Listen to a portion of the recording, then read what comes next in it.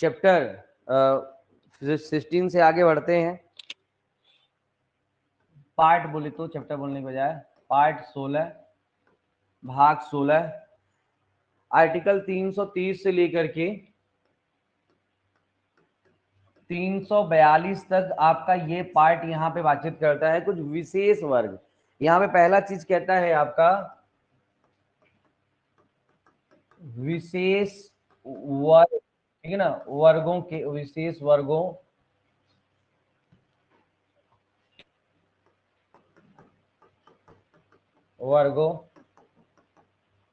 संबंधी। अब देखो विशेष वर्गों संबंधी प्रावधान में पहले जो था यहाँ पर दो प्रकार के वर्ग थे। एक आपका था रिजर्वेशन वर्ग कास्ट जो क्लास बोल सकते हो, और जिसको अपन शेड्यूल तो ये बैकवर्ड क्लास जिसको अपन बोलते हैं वो था, और दूसरा था एग्लो इंडियन। एग्लो इंडियन अभी हटा दिया है, तो एग्लो इंडियन के बारे में पढ़ने की तो फिलहाल अब कोई आवश्यकता नहीं है, ठीक है ना। ओके ओके, अरे नोट्स मिल जाएंगे सुबह। अब मैं नोट्स जो है तो आज आप लोग को पार्ट मैं आज ही क्लास के बाद मैं पार्ट आपका 5-6 तक के नोट्स में दे दूंगा, ठीक है ना, क्योंकि उसके बाद फिर बच्चे थोड़े थोड़े नोट्स हैं लगभग वर्किंग प्रोसेस में है। मे बी पॉसिबल 2-3 दिन के अंदर आपको सभी नोट्स यहाँ पर मिल जाएंगे, ठीक है ना। मतलब इस वीक के अंत तक में संविधान खत्म होने के साथ साथ कॉन्स्टिट्यूशन के जितने भी नोट्स हैं यानी कि वो आपको मिल जाएंगे। और ऐसा मैं मतलब प्रयास हमारा यही है कि उस नोट्स में से आपके जो प्रश्न पूछे वो आपके हो जाएंगे, कवर हो जाएंगे। मतलब वो तो मैं इतना कॉन्फर्म हूँ कि यदि आप सिविल जज की भी तैयारी करते हैं, एडीपीओ या दूसरे भी तो कंपटीशन, वहां पर भी वो नोट्स काम करेंगे। और खासकर आपके ऑब्जेक्टिव जो है तो क्वेश्चन, और मैं तो देखो हमेशा कोई चीज बनाता हूँ तो मैं उसको ऐसे कंपेयर करता हूँ कि पुराने पेपर से, तो पुराने पेपर से यदि आप कंपेयर करोगे तो अधिकांश प्रश्न वहां पर आपको बैठते हुए दिखेंगे, ठीक है ना। तो कल आज मैं आपको दे दूंगा, और मे बी पॉसिबल इस एंड तक आपको संविधान के, इस वीक के एंड तक संविधान के नोट्स मैं पूरे दे दूंगा, ठीक है ना। चलिए फिलहाल मुद्दे की बात करें तो यहाँ पर जो विशेष वर्ग है इसमें केवल अब एक ही बचा है जिसको हम बोलते हैं बैकवर्ड क्लास, ठीक है ना। विशेष वर्ग में हम क्या बोलते हैं यहाँ पर बैकवर्ड क्लास, पिछड़ा वर्ग। और बैकवर्ड क्लास में पिछड़ा वर्ग में आपका यहाँ पर, और देखिए बेसिकली जो है तो, लेकिन यहाँ पर एसटी एससी के बारे में ज्यादा बातचीत करती है, ठीक है ना। तो सबसे पहले यहाँ पर समझिएगा दो बातों के, तीन बोल रहा था, तीन था यहाँ पे, एग्लो इंडियन, बैकवर्ड क्लास और एसटी एससी, पर अब दो का बचा। तो सबसे पहले देखिए एससी और एसटी, ठीक है ना।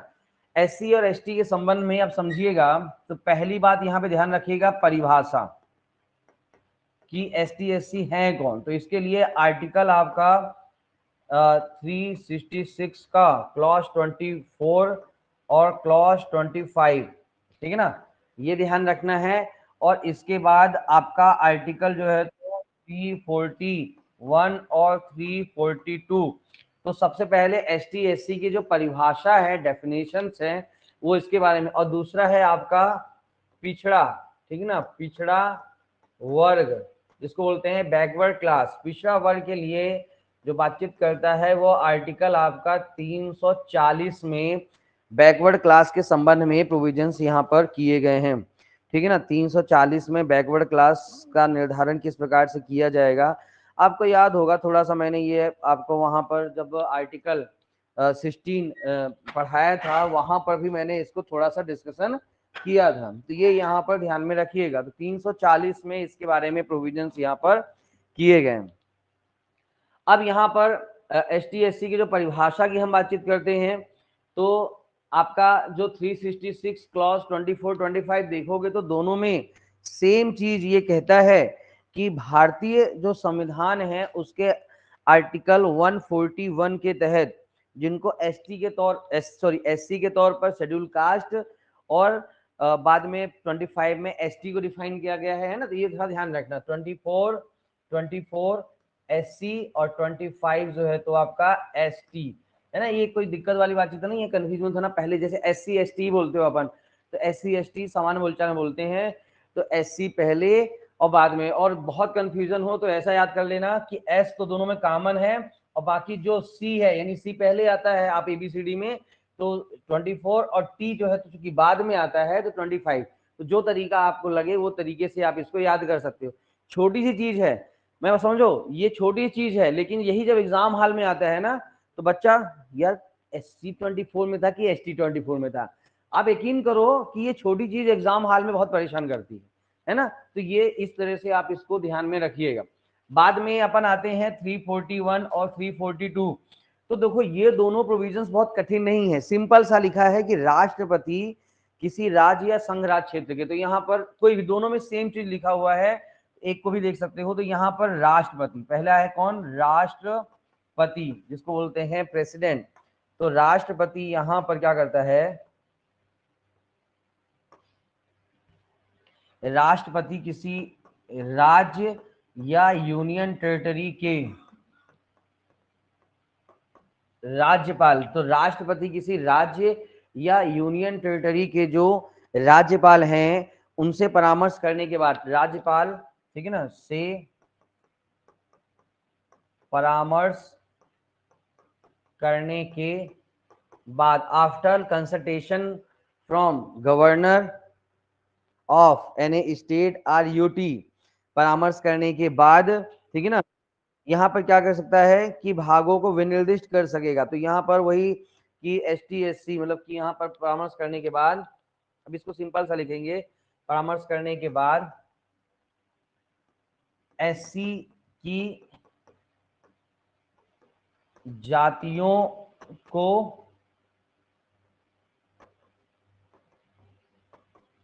अधिसूचित कर सकेगा।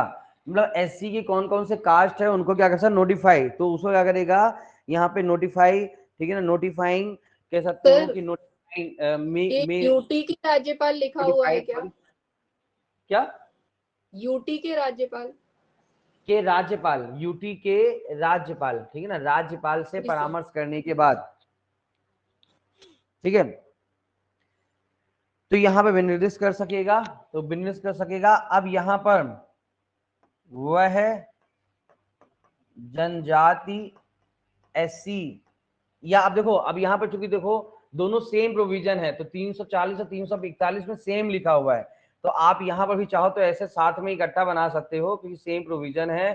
तो SC या ST, तो फिर यहाँ पे वह जनजाति SC या ST मानी जाएगी, ठीक है ना, SC ST मानी जाएगी। तो कुल मिलाकर के राष्ट्रपति यहाँ पर राज्यपाल के परामर्श के बाद ऐसा करता है, और ST SC बाद में आगे क्या कहता है कि फिर संसद में, ठीक है ना, अगला क्लॉज कि संसद में कह सकते हो कि एक संसद यहाँ पर अधिसूचना निकालेगा, ठीक है ना, संसद विधि द्वारा अधिसूचना निकाल करके ST SC के तौर पर ऐसी जातियों को शामिल करेगा, ठीक है ना। तो संसद विधि द्वारा अधिसूचना निकालकर SC ST की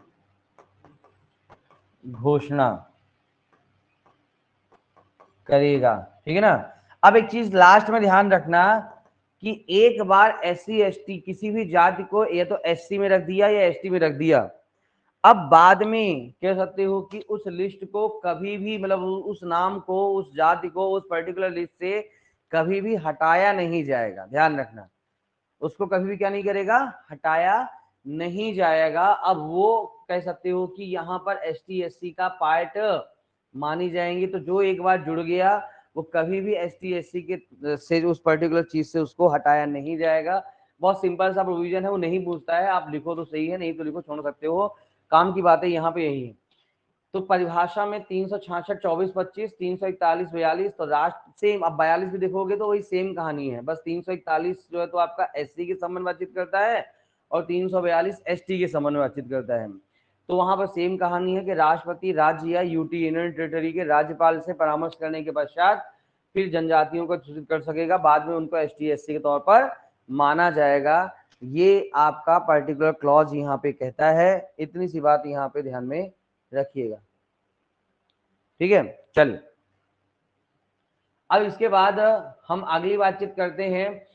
तो अब ये जो पर्टिकुलर चार्ट है, ये मतलब इसे जो भाग है, यहाँ पे रिजर्वेशन आरक्षण शब्द को बहुत प्रॉपर्ली, तो आरक्षण, ठीक है ना, आरक्षण। अब समझना, एसटी एससी के संबंध में जो आरक्षण के बारे में बातचीत करते हैं, ठीक है ना, तो एसटी एससी के संबंध में जो आरक्षण है, इसको आप ऐसे समझिएगा कि आपके संविधान में जो रिजर्वेशन है वो 3 तरह से आपका रिजर्वेशन बताया गया है। 3 तरह से रिजर्वेशन यहाँ पर बताया गया है। पहला जो है तो रिजर्वेशन आपका पढ़ाई में, या शिक्षा लिख लो, मतलब थोड़ा अच्छा लगेगा, ठीक ना, शिक्षा। तो शिक्षा, नौकरी और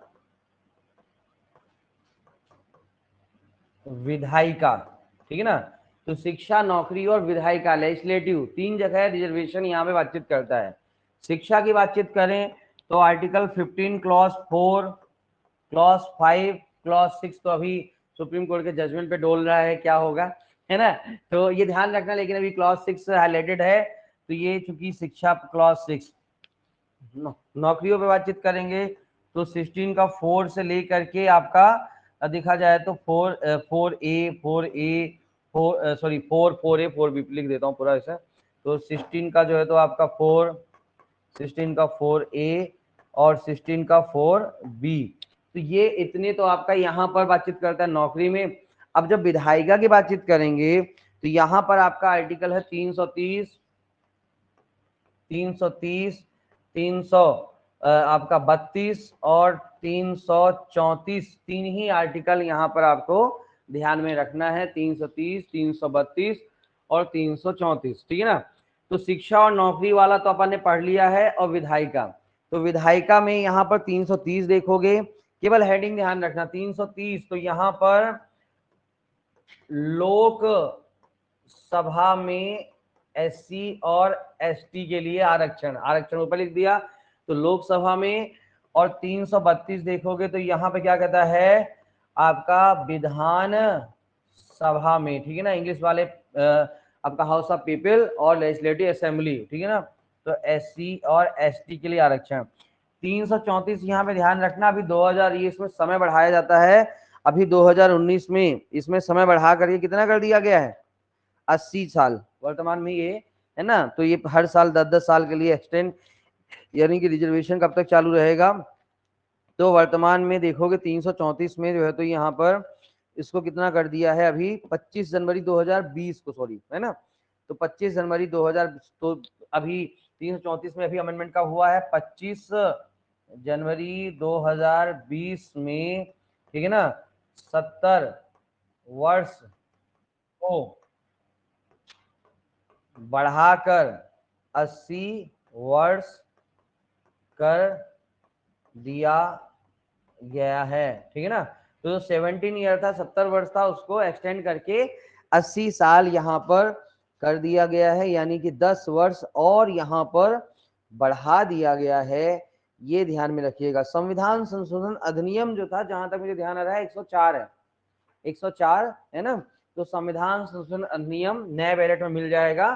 तो 104 कॉन्स्टिट्यूशन अमेंडमेंट एक्ट 2020, नहीं 19 का था, लेकिन इसको यहाँ 19 का अमेंडमेंट था, बाद में इसको लागू किया गया था 2019 में, ठीक है ना। तो ये ध्यान रखना, ठीक है ना। चलिए, तो 104 संविधान संशोधन अधिनियम में 70 वर्ष को अब कितना कर दिया गया है, 80 वर्ष यहाँ पर कर दिया गया है। ये बात यहाँ पर ध्यान में रखिएगा। तो ये हो गया तुम्हारा एसटी एससी के संबंध में एक बेसिकली जो है तो आपका बात। अब यहाँ पर अगला जो चीज ध्यान रखिएगा, कुछ आयोग यहाँ पर बताए गए हैं। तो 3 आयोग हैं और इनको बहुत ज्यादा, तो यहाँ पर चूंकि एसटी एससी के संबंध में तो आरक्षण देख लिया।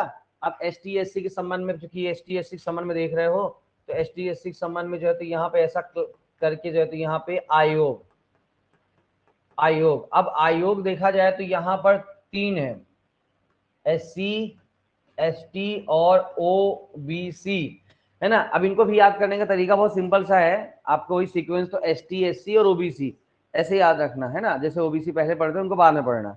तो अब इसको ऐसे करके देख लो, तो वहां पे वही 3 आर्टिकल है, आर्टिकल 338, आर्टिकल 338 ए और आर्टिकल जो है तो 338 बी, है ना। 3 आर्टिकल यहाँ पे आप ये कहते हैं। तो 338 में देखोगे तो national commission of schedule caste, ठीक है ना। तो यहाँ पे ऐसा national commission of schedule caste, national commission of schedule tribe, national commission of OBC, ठीक है। तो पहले तो आप इतना यहाँ पे कर लो। अब यहाँ पर कह सकते हो कि बाकी इन तीनों में जो इन तीनों की जो अध्यक्ष सदस्य हैं वो सब सेम है। तो यहाँ पर ध्यान रखना, एक अध्यक्ष प्लस एक उपाध्यक्ष प्लस 3 सदस्य, इन सभी की जो नियुक्ति है, ठीक है ना, नियुक्ति राष्ट्रपति द्वारा, बस इनकी सबकी जो नियुक्ति है वो कौन करेगा, राष्ट्रपति यानी कि प्रेसिडेंट यहाँ पर करेगा। बाद में और कुछ भी नहीं है। उनकी सेवा शर्तें वगैरह, कितने साल काम करेंगे कितने साल काम नहीं करेंगे, वो सब कौन डिसाइड करेगा, पार्लियामेंट बाय लॉ, ठीक है ना। तो बाकी आप ऐसा लिख सकते हो, नियुक्ति राष्ट्रपति द्वारा, और चाहो तो ऐसा लिख लो कि सेवा शर्तें, ठीक है ना, सेवा शर्तें संसद विधि द्वारा तय करेगा, ठीक है ना। तो सेवा शर्तें संसद बाय लॉ यहाँ पर डिटरमाइन करेगा। तो ये यहाँ पर काम की बातें बस कंप्लीट। अब इससे ज्यादा इन तीनों आयोग में नहीं उलझना है, ठीक है ना। तो ये आपका ST SC के संबंध में आरक्षण 3 प्रकार से आरक्षण देता है। तो ये 2 आरक्षण हमने पहले पढ़ लिया था, तीसरा आरक्षण हमने यहाँ पर देख लिया। इससे ज्यादा यहाँ पे कुछ भी ज्यादा दिक्कत वाली बातचीत आपका नहीं है। और देन अगली बातचीत जो हमारी थी तो वो हमने यहाँ पर देख लिया कि आपके 3 प्रकार के आयोग हैं, national commission of schedule caste, national commission of schedule tribal और नेशनल कमीशन ऑफ OBC, यानी कि अनुसूचित जाति जनजाति और अतिरिक्त पिछड़ा वर्ग। यहाँ पर हमने देख लिया आपका पर्टिकुलर चीज। अब इसके बाद और कोई भी आर्टिकल इसमें नहीं है। ये पिछड़ा वर्ग के लिए जो मैंने आपका यहाँ पे शुरुआती चार्ट जो बनाया था पिछड़ा वर्ग के लिए, ठीक है ना, पिछड़ा वर्ग के लिए मैंने बताया था कि आपको ये 340, तो ये 340 इसको भी आपको याद होगा, मैंने आर्टिकल जो है तो 16 के साथ बताया था, अनुच्छेद 16 के साथ। अनुच्छेद 16 में देखो शब्द यूज करता है पिछड़ा वर्ग, है ना। पर पिछड़ा वर्ग को निर्धारण करने की जो प्रक्रिया है वो 340 में, इस देश में सबसे प्रमुख एक आयोग है जिसको बोलते हैं मंडल आयोग, ठीक है ना। क्योंकि रिजर्वेशन का प्रावधान तो भारतीय संविधान में शुरू से था। प्रश्न समझना, रिजर्वेशन का प्रावधान भारतीय संविधान में शुरू में था नौकरियों में, लेकिन नौकरियों में रिजर्वेशन को लागू अब किया गया था तो 1992 में 92 में जो मंडल आयोग की रिपोर्ट आई थी उसके बाद लागू किया गया था, ठीक है ना। तो मंडल आयोग की रिपोर्ट के बाद यहाँ पर लागू किया गया था, जिसको चैलेंज किया गया था इंदिरा साहनी के केस में। तो फिर Indira Sahni versus union of India, इसको मंडल आयोग केस के नाम से भी जाना जाता है, फेमस केस आपको पढ़ा होगा, ठीक है ना। तो ये चीजें यहाँ पे ध्यान में रखिएगा। तो जो ये मंडल आयोग बना था, तो ये समझना मंडल आयोग बना था आर्टिकल 340 के अकॉर्डिंग। तो 340 के तहत वही कहता है कि राष्ट्रपति, तो ये आयोग कौन बनाता है, तो राष्ट्रपति यहाँ पर क्या करता है, राष्ट्रपति प्रेसिडेंट। तो राष्ट्रपति यहाँ पे क्या करता है कि एक मतलब कि आयोग बनाता है, और वो आयोग का काम क्या होता है, इन्वेस्टिगेशन करना। तो यहाँ पर समझना राष्ट्रपति, ठीक है ना, आयोग का गठन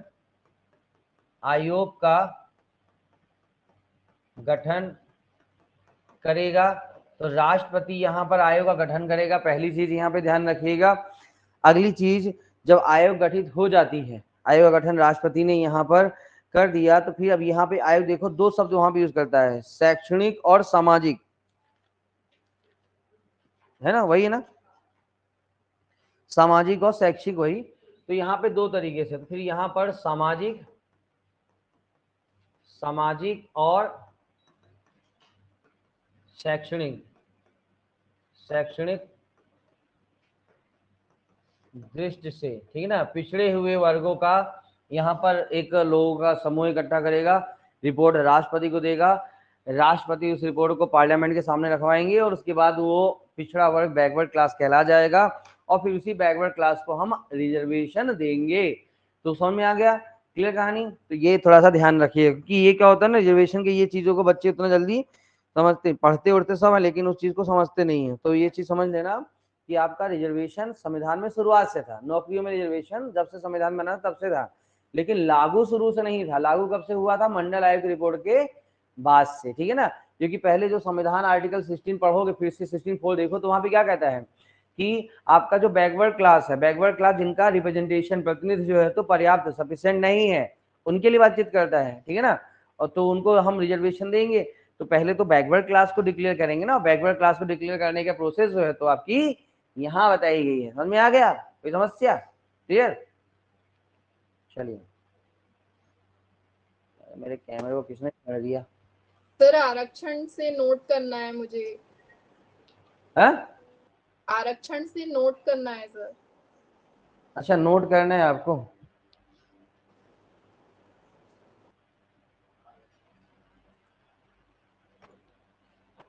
भाषा, लैंग्वेज। तो अध्याय 17 में आते हैं भाषा में, लैंग्वेज में, ठीक है। तो लैंग्वेज में देखिए भाग 17,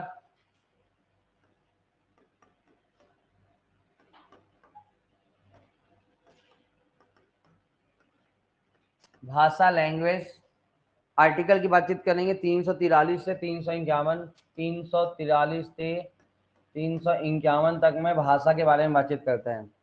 अब देखो यहाँ पर बैलेट में ही जो है तो चार पार्ट में डिवाइड किया है, पर आपको चारों पार्ट नहीं पढ़ना है, 4 में 3 पढ़ना है और 3 में भी पूरे आर्टिकल नहीं, कुछ गिनती के आर्टिकल। तो पहला देखो वहां पर लिखा है संघ की राजभाषा,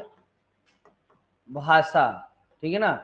तो ऑफिशियल लैंग्वेज ऑफ यूनियन, संघ की राजभाषा, दो ही आर्टिकल संघ की राजभाषा में बताया गया है, 343 और 344, 343 और 344, ठीक है ना। तो 343 में केवल इतना ध्यान रखना कि संघ की राजभाषा क्या होगी? हिंदी, ठीक है ना। तो यहाँ पर जो राजभाषा है, अब देखो राजभाषा का मतलब क्या होता है, मतलब इंग्लिश में जो है ऑफिशियल लैंग्वेज, यानी कि सरकारी कामकाज में कौन सी भाषा यूज होगी? तो वो भाषा यूज होगी हिंदी। तो राजभाषा क्या है? हिंदी है। और लिपि जो है, स्क्रिप्ट लिखी कैसी जाएगी? ये देवनागरी, ये आपके सामने जो हिंदी लिखती है इसको बोलते हैं देवनागरी स्क्रिप्ट, ठीक है ना। तो ये दो चीज कहता है। और तीसरी चीज यहाँ पे कहता है कि आपका जो अंक हैं वो अंतरराष्ट्रीय, ठीक है ना। अंक यानी डिजिट जो है तो इंटरनेशनल जो है तो आपका इंटरनेशनल डिजिट यहाँ पर यूज किए जाएंगे, क्योंकि देवनागरी में जो अंक हैं तो वो थोड़ा सा कैसा है कि कंफ्यूजन क्रिएट करता है। तो देवनागरी वाले अंक यहाँ पर यूज नहीं करेंगे, अंक जो है तो हम अंतरराष्ट्रीय करेंगे, तीसरी चीज कहता है। और चौथी चीज कहता है कि 15 वर्ष, ठीक है ना, प्रारंभ के, तो प्रारंभ से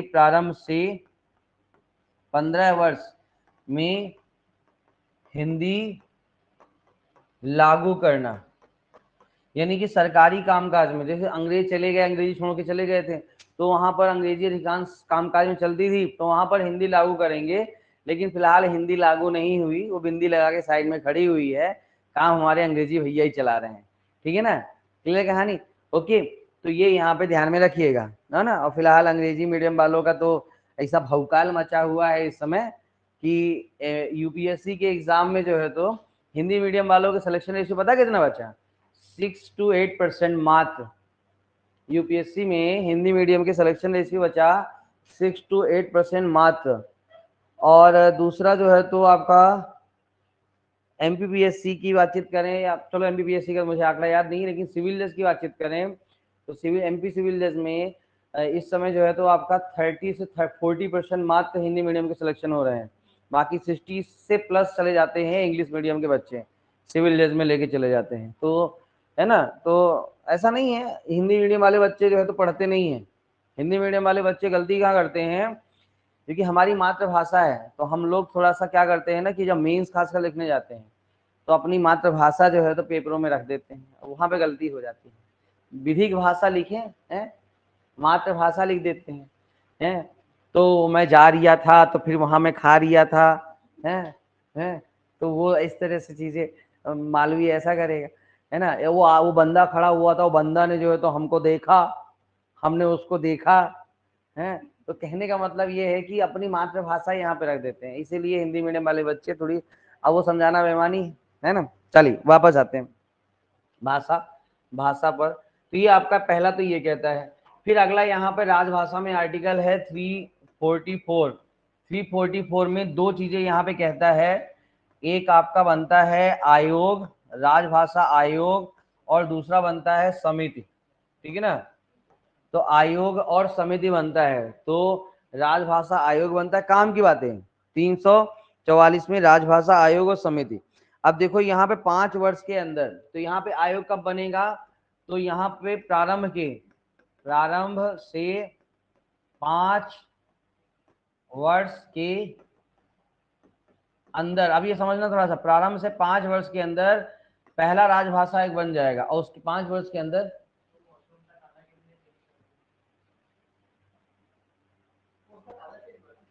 मुझे नहीं पता, तो ये उनसे पूछो ना साइड में रखिएगा, ठीक है। तो कुल मिलाकर के आपका राजभाषा आयोग जो बनता है प्रारंभ से 5 वर्ष के अंदर, प्रत्येक 10 वर्ष के लिए बनेगा। राष्ट्रपति एक अध्यक्ष और 22 सदस्य की नियुक्ति करेगा। 22 सदस्य कौन से, वही 22 सदस्य, मतलब कि जो 22 भाषाएं, हर भाषा का एक रिप्रेजेंटेटिव होगा। तो ये यहाँ पे ध्यान रखिएगा, नियुक्ति राष्ट्रपति द्वारा। नियुक्ति यहाँ पर आर्टिकल 344 क्लॉज 1 बताई गई है, कर्तव्य 344 क्लॉज 2 में बताया गया है। राष्ट्रपति को सलाह मशवरा वगैरह ये सब देना, संघ की हिंदी का प्रयोग अधिक हो इसका ध्यान रखना, ये सब बातें यहाँ पे करते हैं, ठीक है ना। बाकी आयोग के अधिकांश लोग बोलते हैं अंग्रेजी है, लेकिन कहते हैं कि हिंदी का विकास करेंगे, डजंट मैटर। फिर समिति बन गई क्लास 4 में। तो अब समिति क्यों बनी, तो समिति बेसिकली जो है तो यहाँ पे रिकमेंडेशन, ठीक है ना। अब देखो यहाँ पे समिति कैसे बनेगी, तो वहां पे वही अनुपातिक प्रतिनिधि पद्धति के द्वारा इनका भी चुनाव होगा। तो समिति का चुनाव, अब ये कभी पूछ ले तो यहाँ पे समिति का जो है तो चुनाव, ठीक है ना। तो यहाँ पर अनुपातिक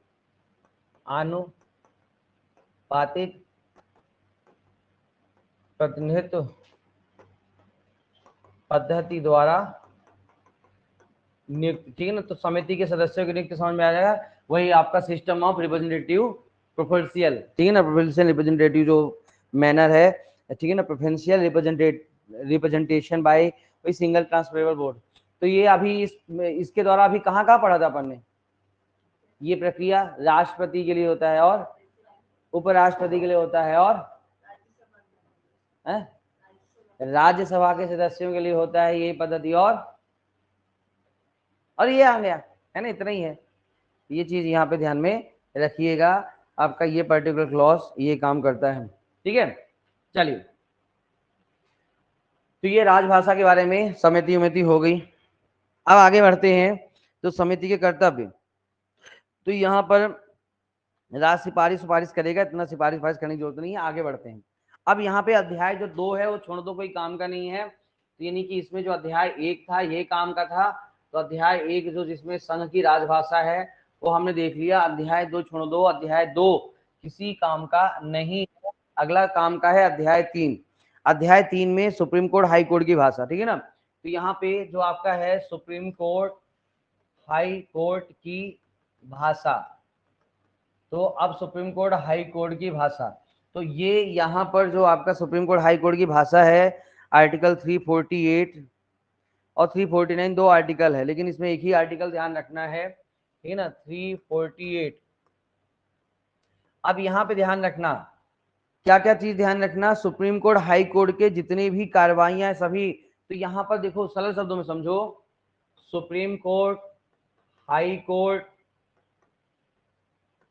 विधायिका, अब विधायिका में दोनों आ जाएंगे, संसद और राज्य विधान मंडल, ठीक है ना। संसद और राज्य विधान मंडल की जितनी भी कार्यवाहियां हैं, ठीक है ना, ये सभी जो है तो किसमें होंगे, अंग्रेजी में, ठीक है ना, कि सभी कार्यवाहियां, निर्णय, आदेश, अधिसूचना आदि अंग्रेजी में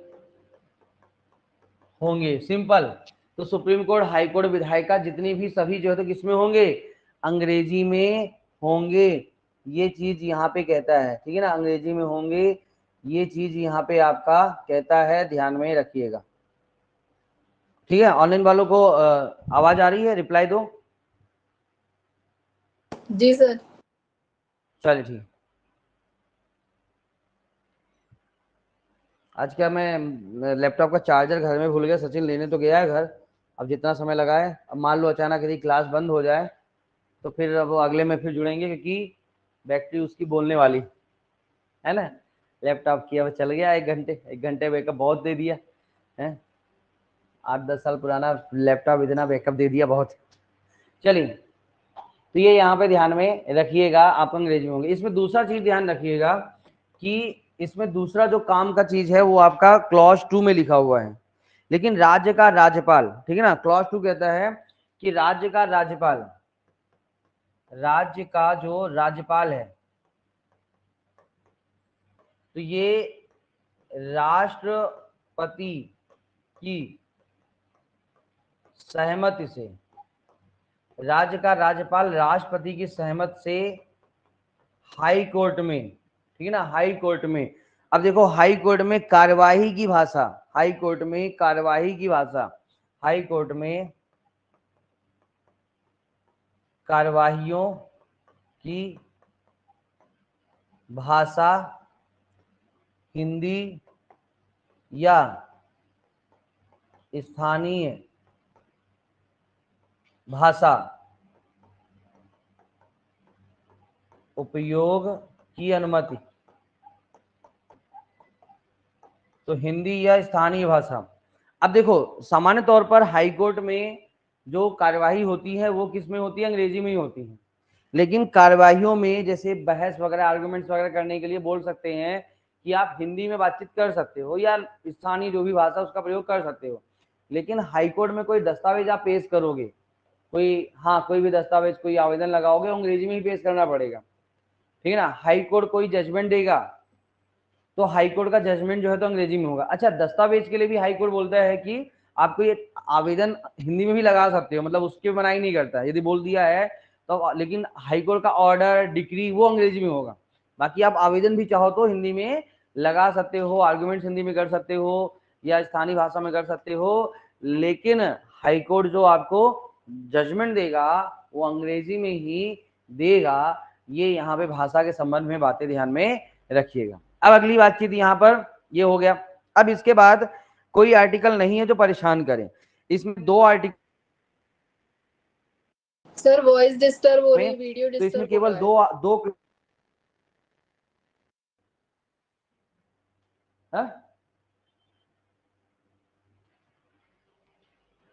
वीडियो दिक्कत कर रहा है क्या, फिर डिस्टर्ब हो रही आ है। रही आवाज? हाँ ठीक। तो यहाँ पे 3 छोटे छोटे हैं। पहला 350A, प्राथमिक स्तर पर यानी प्राइमरी जो एजुकेशन होती है वो क्या किया जाएगा, मदर टंग आने का प्रयास किया जाएगा। तो प्राइमरी एजुकेशन मदर टंग में ही आपको मिलेगा 350A, बस हेडिंग। 350B, लिंग की भाषाई जो अल्पसंख्यक वर्ग हैं उन ये राष्ट्रपति एक विशेष अधिकारी की नियुक्ति करेगा। 350B ये ओटी वाला मैटर है, ठीक है ना।